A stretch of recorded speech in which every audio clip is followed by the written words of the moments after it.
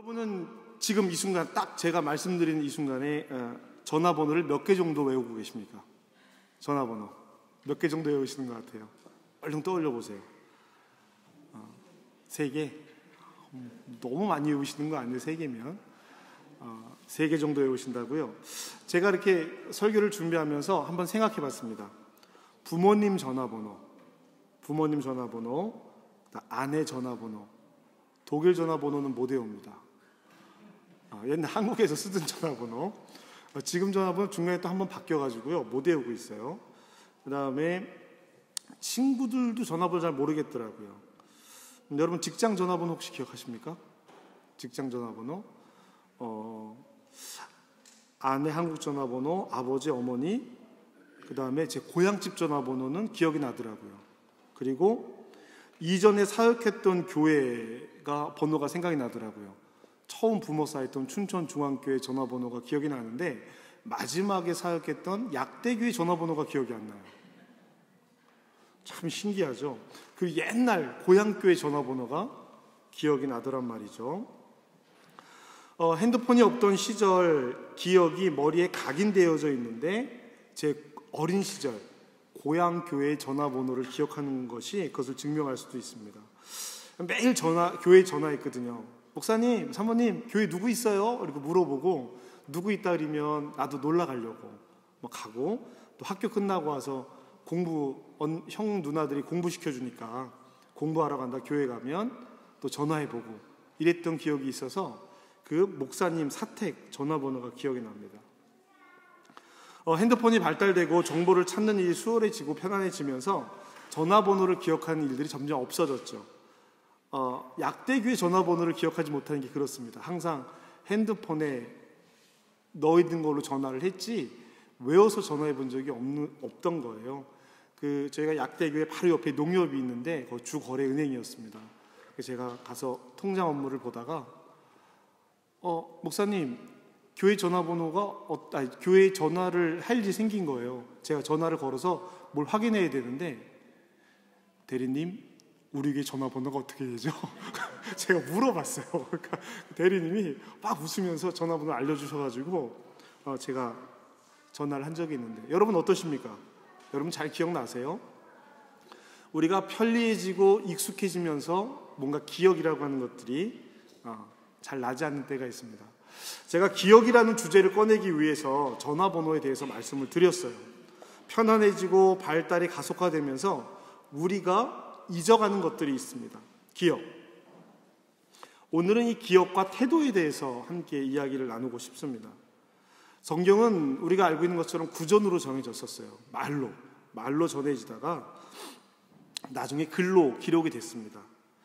성경이 글로 기록되기 시작한 것은 성경을 더 이상 말로 기억하기 힘들어졌기 때문이죠. 기억하기 위해서 글로 남겼는데 오히려 성경은 점점 사람들 사이에서 그 힘을 잃어가고 있습니다.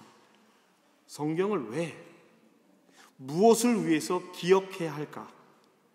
성경을 기억하는 것이 우리에게 어떤 이로움이 있을까? 디모데후서 3장 14절에서 17절에 이렇게 기록이 되어져 있습니다.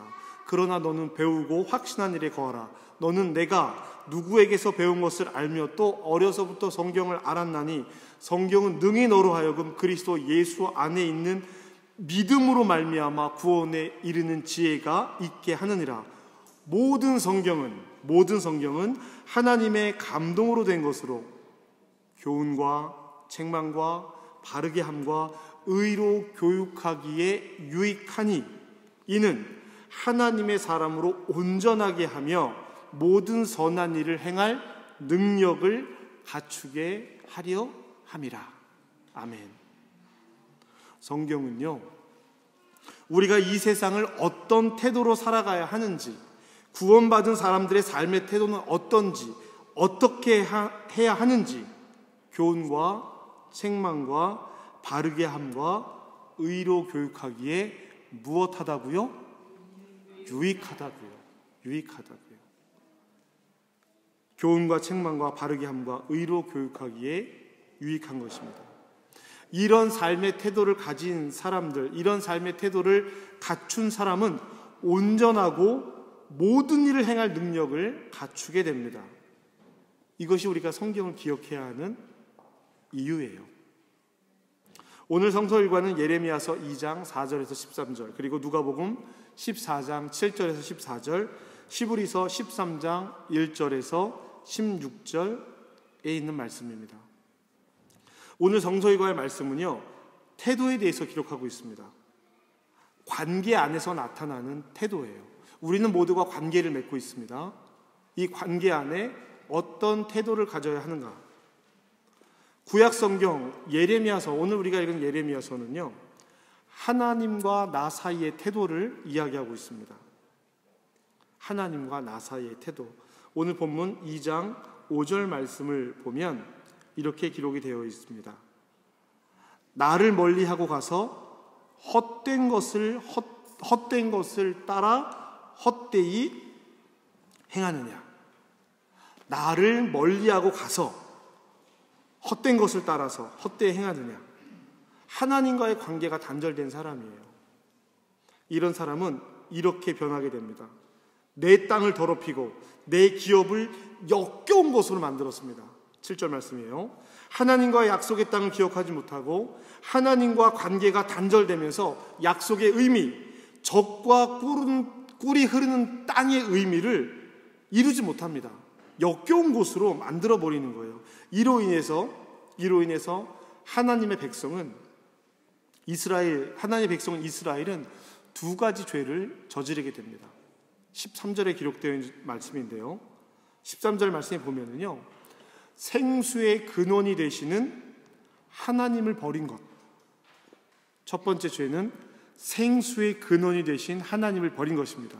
두 번째는 스스로 웅덩이를 만든 거예요.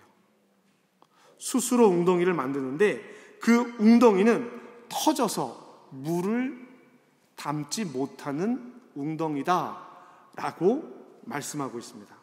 하나님께서 원하시는 삶이 아니라 내가 채우려고 자신이 원하는, 내가 채울 것을 마련하고 내가 만드는 모양과 내 뜻대로 웅덩이를 만들어서 그것을 내 앞에 놓았는데 그것은 생수의 근원을 담아내지 못하는 거예요. 생수의 근원을 잃어버리고 담긴 물마저 잃어버린다라고 성경은 기록하고 있습니다. 주어진 생수를 자기가 원하는 웅덩이로 덮습니다. 생명의 근원이 막혀버립니다. 자기 스스로가 채우려고 애쓰는 사람은 그 노력 때문에 좌절되는 때가 있다는 이야기예요. 생명의 근원이 막힌 사람, 스스로 채우려 하는 사람, 스스로 높아지려고 하는 삶의 태도가 달라집니다. 예수님은 생명의 근원을 막은 사람, 스스로 채우는 사람을 스스로 높아지려는 사람으로 말씀하고 있습니다. 높은 자리에 앉는 사람으로 비유해서 말씀하시는 거예요. 오늘 누가복음에는 바로 그 이야기가 기록이 되어져 있습니다. 혼인잔치가 열리면 많은 사람들이 초대가 됩니다. 사람들이 모이면 자리에 앉게 되죠. 자리에 앉게 됩니다. 제가 이제 프랑스에서 목회를 처음 시작하면서 조금 낯설었던 것이 그거예요. 한불 가정에 초대를 받아서 가면 사람들이 다 이렇게 서 있어요. 들어가서 자리에 앉지 않고 다 이렇게 서 있습니다. 이렇게 서서 막 이렇게 얘기를 하면 그때 이제 주인이 와서 여기 앉으세요, 여기 앉으세요, 여기 앉으세요, 이렇게 자리를 안내해 주는 거예요. 그냥 앉으면 될 텐데. 그게 참 낯설고 어색하더라고요. 근데 성경에도 보면 그 이야기가 나옵니다. 보통은 잔치를 베푼 사람이 온 손님들에게 자리를 배정해서 앉게 해주는데 어떤 사람이 스스로 자기를 높이면서 가장 좋은 자리, 가장 높은 자리에 앉았습니다. 그건 무슨 의미예요? 내가 여기 모인 사람들 중에서 가장 높다라고 하는 것을 이야기하는 것이죠. 그런데 안타깝게도 주인의 마음은 그 사람과 마음이 같지가 않았습니다. 주인이 딱 들어와서 보니 그 자리는 다른 사람이 앉아야 되는데 이 사람이 떡하니 앉아 있는 거예요. 그런데 그냥 우리는 겸연쩍으니까 그냥 앉으라 그래, 그럴 수도 있는데 이 주인은 달랐습니다. 자리에서 일어나라 그랬어요. 언제? 원래 그 자리에 앉아야 할 사람이 들어왔을 때 일어나라고 했습니다. 얼마나 부끄러웠을까요? 여러분 얼마나 부끄러웠을까요? 되게 저 같으면 창피해서 그 자리에 있지 못했을 것 같아요. 그런데 그 사람의 가치가 어느 정도냐면 그 사람, 그 스스로 높은 자리에 앉아있던 사람의 가치가, 이 주인에게 가치가 어느 정도냐면, 그럼 이제 그 사람이 두 번째 높은 사람이 돼야 되잖아요. 그럼 다른 사람들에게 죄송합니다, 한 칸씩만 옆으로 옮겨주세요, 이분이 여기 앉아야 됩니다, 이렇게 해야 되는데 그 정도 가치가 아니에요. 일어나, 비켜, 여기 앉으세요. 그리고 이 사람을 신경 쓰지 않습니다. 어떻게 돼요? 맨 끝자리, 낮은 자리에 가서 앉는다라고 성경은 기록을 하고 있습니다. 얼마나 부끄러웠겠어요. 부끄러운 끝자리에 앉게 되는 겁니다. 예수님은요, 청함을 받은 사람들에게, 여러분 이거 잘 들으셔야 돼요. 여기는 두 가지의 의미가 나옵니다. 청함을 받은 사람들, 청함을 받은 사람들에게 무조건 높은 자리에 앉아 있으면, 낮은 자리에 앉아 있으면 무조건 높은 자리로 간다라고 하는 그런 말씀의 뜻은 아닙니다. 보통 그 자리에 합당한 사람이 있다라는 이야기예요. 높은 자리에 합당한 삶을 살면 그 어느 자리에 있든지 높은 자리로 옮겨지게 된다라고 하는 것. 그 사람의 삶의 태도에 따라서, 초대받은 사람의 삶의 태도에 따라서 그 자리가 결정된다라고 하는 것입니다. 청함받은 사람들에게는 그래서 예수님 뭐라고 말씀하세요? 낮은 자리 가서 앉아라. 그러면 주인이 와서 너에게 적합한 자리로 옮겨줄 것이다. 이제 예수님은 두 번째로 초대하는 사람들에게 이야기합니다. 초대하는 사람들에게. 당신이 식사에 사람들을 초대하려면, 잔치에 사람들을 초대하려면 형제나 친척, 부자인 이웃을 청하지 말고요, 가까운 사람들, 부자인 사람들을 청하지 말고, 내가 즐겨 초대할 수 있는 사람들을 초대하지 말고, 가난한 사람, 몸이 불편한 사람, 저는 사람, 맹인들, 사회의 약자들, 소외받는 사람들을 초대해서 잔치를 열라고 말씀을 하세요. 그러면서 뭐라고 말씀하시냐면, 베풀 때 보상받을 것을 바라고 베풀지 말라라고 말씀하십니다. 부자인 사람들, 형제나 이웃들, 너가 초대하고 싶은 그런 많은 사람들을 초대하면 그 사람들이 다시 너를 초대해서 그 초대를 갚지 않겠느냐라는 거예요. 그러니까 갚지 못하도록 가난한 사람들, 저는 사람들, 맹인들, 소외받은 사람들, 사회적인 약자, 이 사람들을 초대해서 베풀라라고 하는 겁니다. 나눔은요, 되돌아올 것을 기대하면 나눔이 아니에요. 내가 이만큼 베풀었으니 이 사람이 이만큼 갚겠지라고 생각하는 순간 그것은 나눔이 아닙니다. 이것은 물질적인 나눔도, 마음의 나눔도 마찬가지예요. 갚을 것이 없는 사람에게 베푸는 것이 복되도다.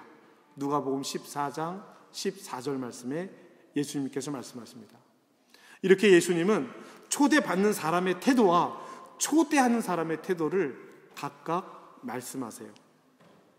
그리고 히브리서 기자는요, 이 예수님의 말씀을 이렇게 설명을 하고 있습니다. 히브리서 13장 1절에서 3절 사이의 말씀을 보면, 형제 사랑하기를 계속하고 손님 대접하기를 잊지 말라. 이로써 부지 중의 천사들을 대접한 이들이 있었느니라. 너희도 함께 갇힌 것 같이 갇힌 자를 생각하고 너희도 몸을 가졌은즉 학대받는 자를 생각하라. 아멘. 뭐라고요? 너희도 함께 갇혔으니 갇힌 사람을 생각하고, 몸을 가졌으니까 학대받는 사람을 생각하랍니다. 여기서 히브리서 기자가 말하는 손님 대접하기를 잊지 말라. 이로써 부지 중에 천사들을 대접한 이들이 있었느니라. 이 사람들이 누구예요? 누구 얘기하는 거예요? 아브라함 얘기하는 겁니다. 아브라함. 히브리서 기자는요, 계속해서 자신의 삶을 대하는 태도를 이어서 말합니다. 다른 사람들을 섬기고 사랑하는 사람들, 서로 다른 이들에게 선한 일을 하는 사람들은 자신과의 태도가 선해요. 나를 대하는 태도가 다르다라는 거예요. 자신을 사랑합니다. 여러분, 자신을 사랑하는 것과 이기적인 것은 달라요. 구분됩니다. 이 구분은 이렇게 됩니다. 나를 사랑하는 것처럼 다른 사람을 사랑하는 것은 이기적인 게 아니에요. 그것은 나를 사랑하는 겁니다. 예수님께서도 그렇게 말씀하고 계시잖아요. 자기만 사랑하고 자기 입장만 갖는 것은 이기적인 거예요. 히브리서는 계속 이어서 이렇게 얘기합니다. 자신에게 대해서 음행하지 말라, 간음하지 말라, 돈을 사랑하지 말고 있는 바 족한 줄을 알라. 주님은 우리를 버리지도 아니하시고 떠나지도 아니하십니다. 그래서 우리는 그 믿음을 가지고 이렇게 말할 수 있어야 합니다. 히브리서 13장 6절입니다. 주는 나를 돕는 이시니 내가 무서워하지 아니하겠노라. 사람들이 나를 어찌할 수 없습니다. 나를 지키며 살아가는 사람은 만족함이 있습니다. 무엇인가 있어서 만족하는 것이 아니라, 채워져서 만족하는 것이 아니라 예수님께서 함께 계시기 때문에 누리는 만족이 있다는 거예요. 이것을 믿음이라고 말하는 것입니다. 히브리서 기자는 그런 삶을 사는 이들에게 말합니다. 예수로 말미암아 항상 찬송의 제사를 하나님께 드리자. 이는 그 이름에 증언하는 입술의 열매니라. 오직 선을 행함과 서로 나누어 주기를 잊지 말라. 하나님은 이 같은 제사를 기뻐하시니라. 아멘. 오직 선함과 서로 나누어 주기를 잊지 말라. 히브리서 기자가 마지막으로 하는 이야기입니다. 예수님께서는 이렇게 말씀하셨죠. 돌려받을 것을 생각하지 말고 베풀라.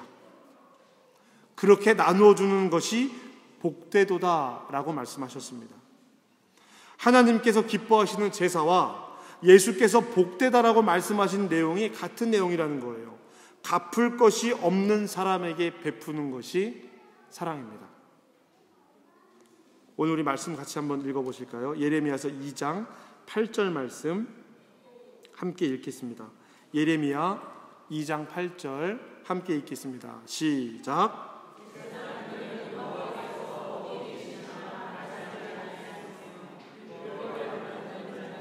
나를 알지 못하며 관리들도 나에게 반역하며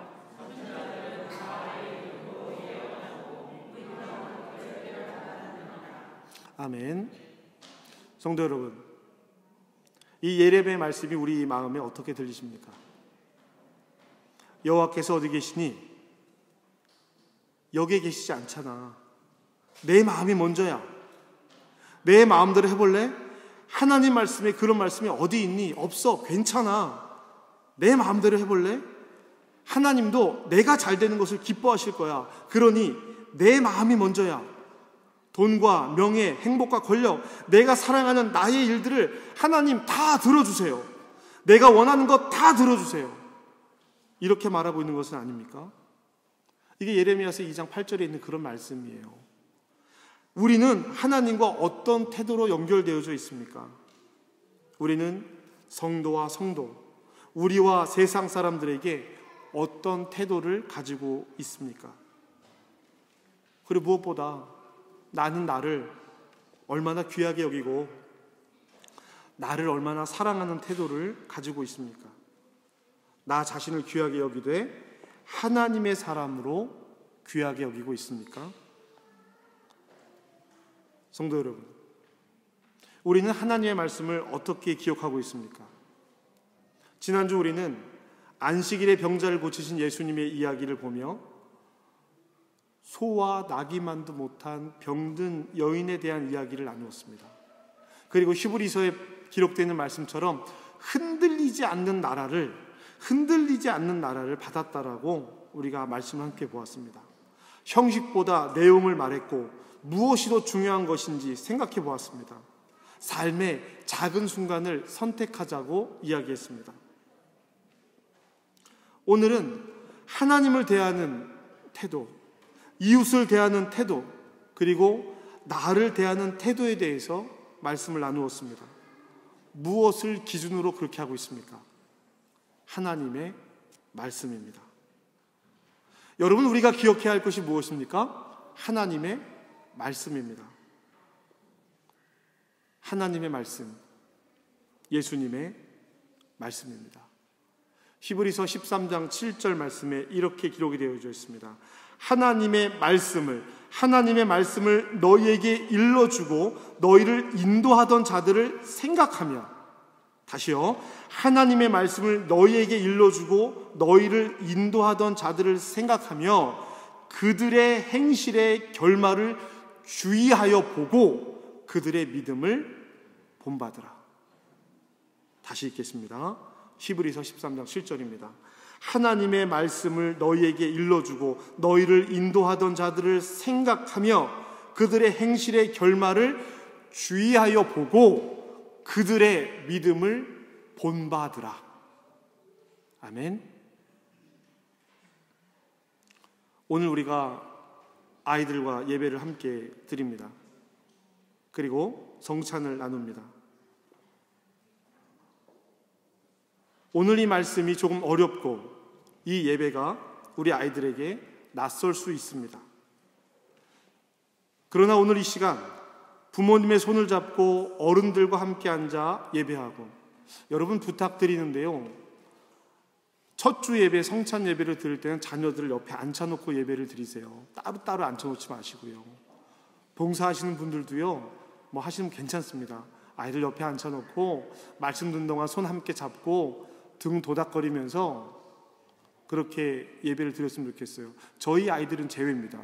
저희 아이들은 제가 옆에 놓고 예배를 드릴 수 없으니까 여러분들 자녀들은 옆에 앉혀놓고 기도할 때 손잡고 같이 기도하시고, 찬양할 때 같이 찬양하자고 말씀하시고, 성경책 같이 열어서 보시고 그러셔야 돼요. 그래야 오늘의 이 예배가 의미가 있고 그 예배를 기억하게 됩니다. 함께 손을 잡고 나와서 예배하고 성찬을 나누는 기억이 우리 아이들의 마음에 남기를 바랍니다. 우리의 행실의, 히브리서 13장 7절 말씀처럼 우리의 행실의 결말을 우리 아이들이 주위에서 보고 있다라고 생각하세요. 그러면 우리의 신앙이 조심스러워지지 않겠습니까? 이 아이들이 우리를 보고 신앙을 본받습니다. 말씀을 기억하며 하나님과 나와 이웃, 그리고 나를 대하는 나의 태도, 이 모든 행실이 결말로 이어져서 우리의 믿음이 기억이 되며 전해지는, 우리 자녀들에게 전해지는 아름다운 축복이 우리 안에 가득하기를 예수님의 이름으로 축복합니다. 여러분 말씀을 기억하셔야 됩니다. 그리고 그 말씀으로 우리의 삶의 태도를 바르게 이어가셔야 합니다. 그리고 그것이 나와 이웃, 하나님을 사랑하는 참된 길임을 오늘 말씀을 통해서 다시 한번 결단하시고 깨달으시기를 주님의 이름으로 축복합니다.